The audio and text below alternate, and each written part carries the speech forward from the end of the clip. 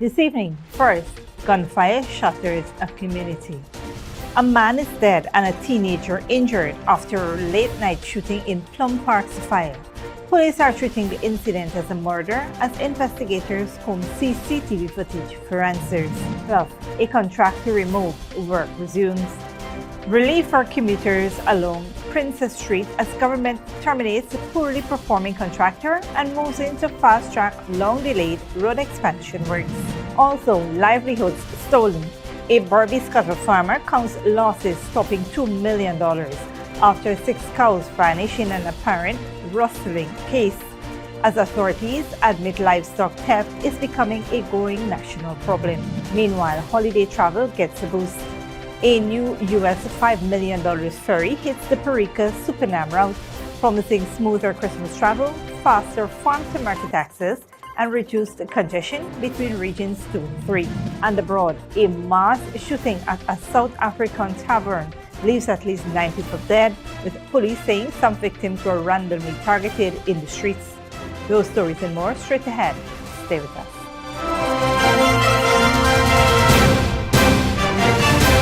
Welcome to this broadcast of Channel 2's Headline News Update for December 22nd, 2025. I'm Bibi Bacchus. Thank you for joining us. First up, one man is now dead and another is nursing gunshot injuries following a late-night shooting at Plum Park, Sophia, which police are treating as a suspected murder. The incident occurred around 10:36 p.m. on Sunday, December 21st, at Mercy Wing, Plum Park. The deceased has been identified as 27-year-old Xavier Fraser, a taxi driver and resident of the area. Police said preliminary investigations indicate that Fraser was at the location when he was shot under circumstances that are still unclear. Fraser was rushed to the Georgetown Public Hospital Corporation, where he was pronounced dead on arrival by a doctor on duty. In the same incident, a 19-year-old male from Plum Park also sustained gunshot injuries and was admitted to the hospital. His condition has been listed as stable. The body of the deceased is currently at the hospital's mortuary awaiting a post-mortem examination. Police have launched a full investigation into the shooting and are reviewing CCTV footage from the area as they work to determine the motive and identify those responsible. No arrests have yet been made. In other news, residents and road users along Princess Street can expect immediate rehabilitation works following the termination of the contractor responsible for the road expansion project. This is according to Minister of Public Works, Bishop Edgehill. The Ministry of Public Works Special Project Unit has taken over the $631 million project after Yardam & Sons construction establishment was removed for poor performance. During the inspection last Monday, Minister Edgehill stated that the contractor had failed to meet contractual obligations and had left the roadway in a state that caused inconvenience to residents and the commuters. He confirmed that work has already begun under the SPU, stating that a complete cleanup of the project area, followed by full-scale construction in keeping with the original design and built framework. The minister emphasized that the Princess Street expansion is a critical infrastructure project designed to improve westward traffic flow. Plans include widening the road, improving drainage, and ensuring seamless integration with the 4-lane expansion of Cemetery Road. The roadway will enhance connectivity between Cemetery Road and High Street. The government has also prioritized stabilizing and improving the road surface to ensure safer access for residents and smoother travel for motorists.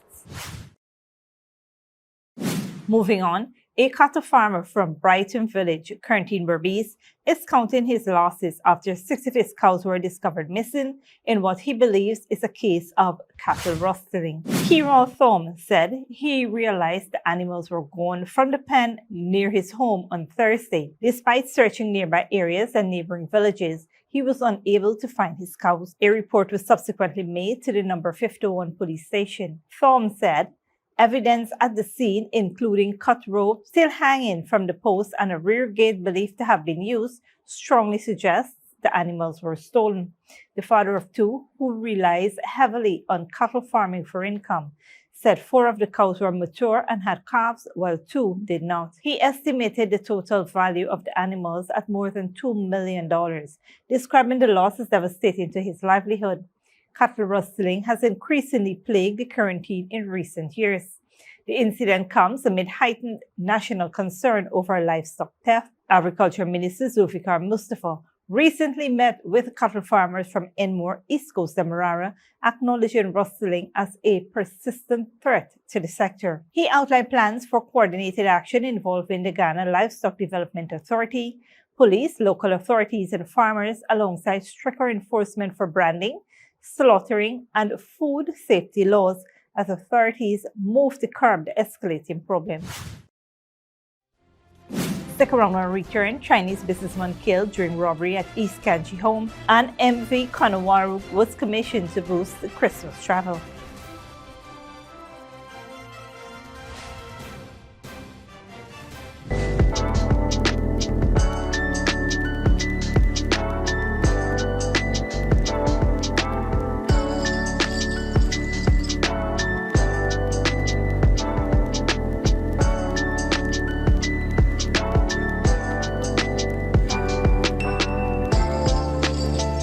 The most wonderful time of the year, and we're celebrating with big savings on smartphones, starting as low as $16,500 for the Samsung A06 and $26,500 for the Samsung A16 and $40,500 for the A26. But wait, there's more. Get 1 month free data with your new phone to keep you close to loved ones near and far. Offer available while stocks last. Visit a Digicel store today and unwrap the gift of real connections. Digicel.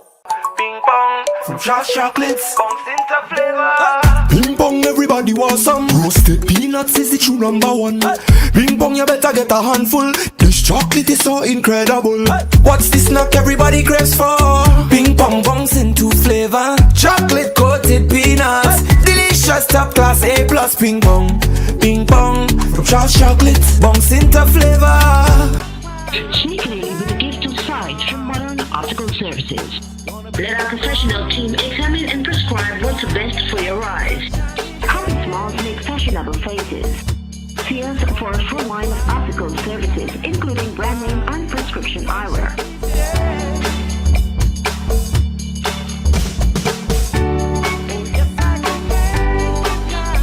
Modern Optical Services, 316 Mill Street, Georgetown. Telephone 226-1082.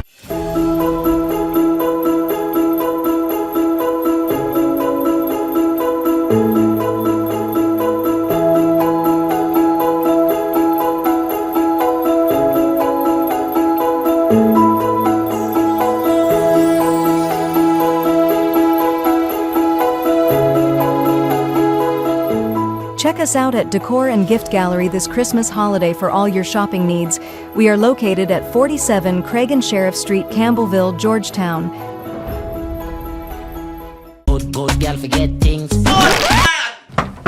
What's the problem, Granny? I want money for borrow for do a surgery. I was dancing and I fall and fracture my hip. If you need some quick money, you should check Lender's Jewelry and Pawn Shop. Lender's Jewelry and Pawn Shop, lot 238 South Road Border, Georgetown. Get jewelry made to order in just 72 hours. We also accept vehicles. Lender's, best rates, longest payback period. Boys, I get through. Plus, I could dance again.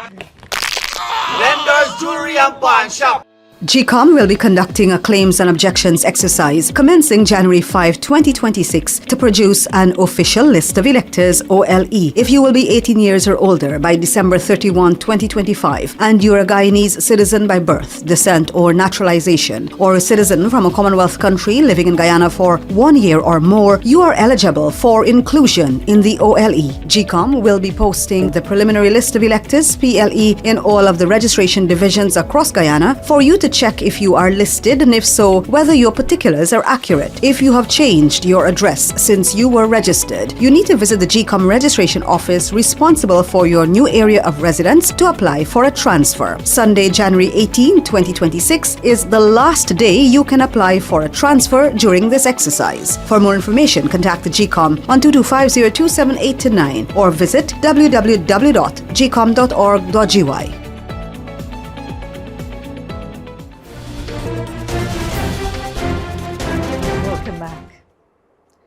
A Chinese national was killed and another was injured during a violent robbery at their home and business in Cumberland, East County, Berbice, during the early hours of this morning. The deceased has been identified as 61-year-old Chen Yongping, a businessman who operated a chips manufacturing facility at the location. Yongping was stabbed during the attack and later died while receiving treatment at the New Amsterdam Regional Hospital. Another Chinese national residing at the property sustained injuries but survived. According to reports, the victim had just returned from the Port Morant market when armed assailants confronted them as they entered their yard. The thieves reportedly attacked the two men, stealing over $1 million in cash and valuables, including cell phones, before fleeing on foot. Police were called to the scene and the injured were transported to the hospital.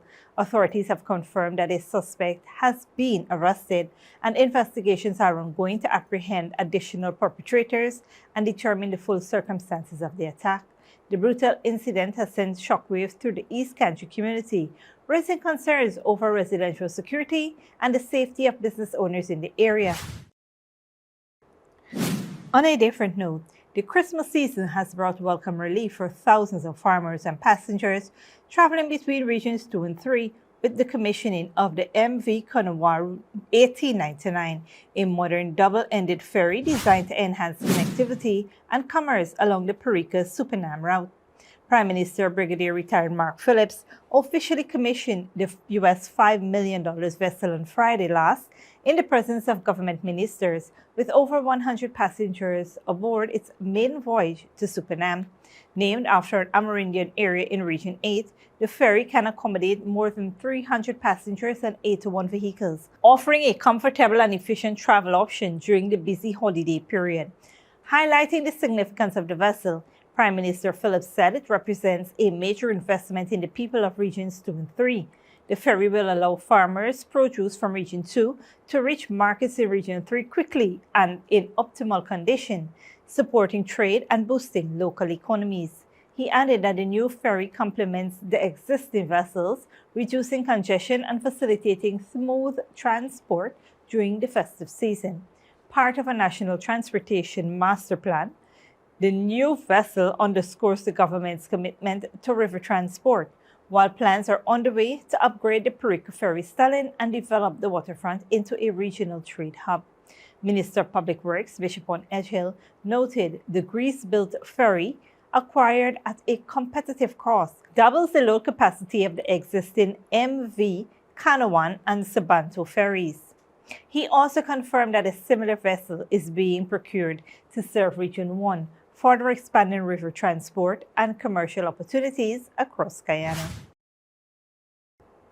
Don't go away after the break. Maduro slams U.S. piracy as Latin America divided over Venezuela blockade, and Indonesia white flags fly in Aceh as flood survivors plead for aid amid shortages and illnesses.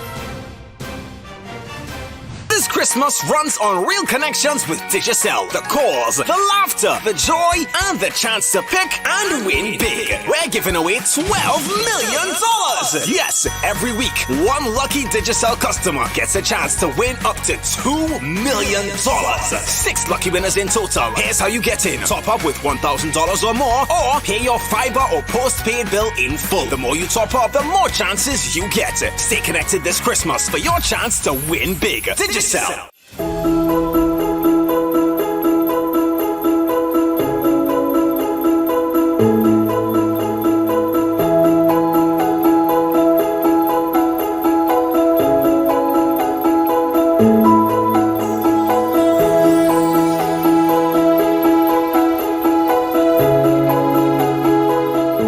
Check us out at Decor and Gift Gallery this Christmas holiday for all your shopping needs. We are located at 47 Craig Sheriff Street, Campbellville, Georgetown. Good girl forget things. What's the problem, Granny? I want money for borrow for those surgery. I was dancing and I fall and fracture my hip. If you need some quick money, you should check Lender's Jewelry and Pawn Shop. Lender's Jewelry and Pawn Shop, Lot 238 South Road Border, Georgetown. Get jewelry made to order in just 72 hours. We also accept vehicles. Lender's, best rates, longest payback period. Boys, I get through. Plus, I could dance again. Lender's Jewelry and Pawn Shop. Sneakily with a gift of sight from modern optical services. Let our professional team examine and prescribe what's best for your eyes.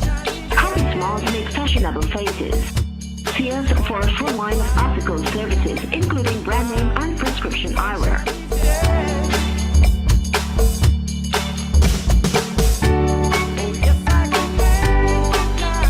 Modern Optical Services, 316 Middle Street, Georgetown. Telephone 226-1082. Ping pong from Charles Chocolates. Bong Center flavor. Ping pong, everybody wants some. Roasted peanuts is the true number one. Ping pong, you better get a handful. This chocolate is so incredible. What's the snack everybody craves for? Ping pong, bongs into flavor. Chocolate coated peanuts. Delicious top class A plus ping pong. Ping pong from Charles Chocolates. Bongs into flavor. GECOM will be conducting a claims and objections exercise commencing January 5, 2026 to produce an official list of electors, OLE, if you will be 18 years or older by December 31, 2025 and you're a Guyanese citizen by birth, descent or naturalization, or a citizen from a Commonwealth country living in Guyana for 1 year or more. You are eligible for inclusion in the OLE. GECOM will be posting the preliminary list of electors, PLE, in all of the registration divisions across Guyana for you to check whether the particulars are accurate. You can object to anyone who you believe does not qualify for inclusion in the OLE. To do so, you must be listed in the same divisional list as the person you are objecting to. You must visit the GECOM registration office responsible for your area of residence to make an objection. It is an offense to make false objections. The objections aspect of this exercise will end on Thursday, January 22, 2026. For more information, contact the GECOM on 225-0278-9 or visit www.gecom.org.gy.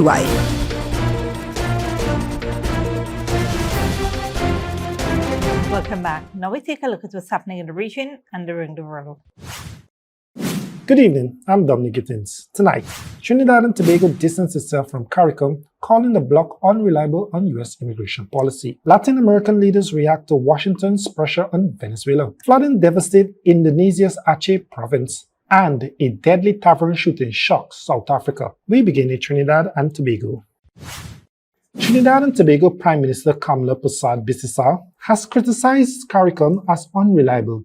This has imported spin from a regional statement opposing new U.S. immigration restrictions. She accused the bloc of backing Venezuela while disparaging Washington, warning of deep internal divisions and pledging a Trinidad and Tobago first foreign policy. There has been a mixed reaction from leaders across Latin America about the U.S. campaign against Venezuela. Al Jazeera's Teresa Bo reports. No to war and yes to peace, sings Venezuela's President Nicolás Maduro on national television. The message is now written on caps his followers are wearing to show their support as the United States continues to ramp up the pressure on Venezuela. Doubting to defend our Venezuelan land, it's treason. Doubting to defend our mineral riches, that's treason.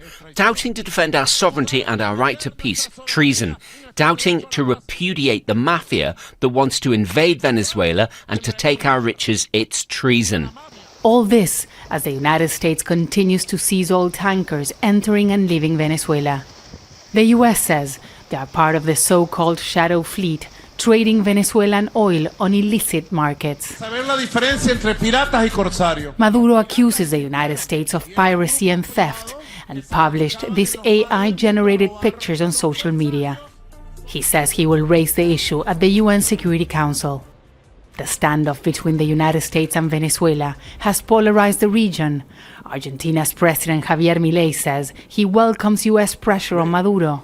But Brazil's President Lula da Silva says diplomacy is the only way out. An armed intervention in Venezuela would be a humanitarian catastrophe for the hemisphere and a dangerous precedent for the world. The blockade means millions of dollars in losses for a country where oil represents 90% of revenues. It will hit the government hard, but the population will pay the price as well. As the pressure continues, Nicolás Maduro wants to send a message of strength and resistance to the Venezuelan people. But everyone is concerned about what the Trump administration will do next. Teresa Bo, Al Jazeera. Severe flooding has devastated villages in Indonesia's Aceh province, leaving residents displaced nearly a month on. Many families are still sheltering under plastic sheets without electricity or clean water. Residents report widespread illness, particularly among children and the elderly. Al Jazeera's Jessica Washington reports. This is what remains of the village of Gudombak. Almost a month after the floods hit, people are still sleeping under scrap plastic sheets. There's no electricity, people bathe in dirty floodwater. Many are sick. Some have diarrhea, some have stomach aches, some feel dizzy, some are vomiting. Many of the sick are children or elderly. The Indonesian government has so far resisted calls to declare a national disaster and to accept foreign aid. Around Aceh, the worst affected province, people have begun putting up white flags. It's a call for help to Jakarta and to the world. The community raised this white flag in protest because they did not receive enough aid. We are still in dire need of clean water and medicine. Environmental groups have highlighted how deforestation for palm oil, timber and mining exacerbated the impact of the floods. Groups like Greenpeace are calling for a massive reforestation effort and greater environmental protections. Indonesia's forestry ministry acknowledges poor forest management exacerbated the disaster despite continuing to support massive deforestation for ongoing government projects. In Aceh Tamiang, massive heaps of timber encircled this mosque after the disaster pushed downstream by floodwaters. The logs and muddy floodwaters destroyed Tarmizi's home. The logs came from upstream. People cleared land for plantations there, and all the trees were cut down. His village has been destroyed, his home and all his possessions. Like many here, he says he has nothing left and nowhere to go. Jessica Washington, Al Jazeera, Aceh, Indonesia. At least 9 people have been killed and 10 wounded when armed men opened fire at a tavern in a township near the city of Johannesburg in South Africa, police say, adding that some victims were randomly shot in the streets. Al Jazeera Ama Boateng reports. This attack happened just before 1 a.m. local time on Sunday. Police say people were shot and killed and others injured at this tavern southwest of Johannesburg. 10 of them were armed. 9 were armed with pistols and 1 with AK-47 rifle. And some of them were wearing balaclavas. We appeal to our community to come forth. People who live in Bekkersdal Township say they feel shocked and scared. We are not safe here. At night it's even worse. We don't even know who these criminals are. People are dying. The government must do more to protect our community. The area was once a thriving gold mining community, but over the years it's gone into decline. There are now high levels of unemployment and poverty here. There are a lot of illegal miners in the area. That is why there is so much violence. The police need help. Maybe the government needs to send in the army. South Africa has one of the highest murder rates in the world. Earlier this month, armed men killed at least 11 people, including a 3-year-old boy, in a mass shooting at a bar near the capital, Pretoria. Police say they're investigating the motive behind the latest mass shooting. A manhunt has been launched to find the killers. Ama Boateng, Al Jazeera. Thanks, Dominique. This brings us to the end of our regional and global news coverage. Up next is the 3-day weather forecast.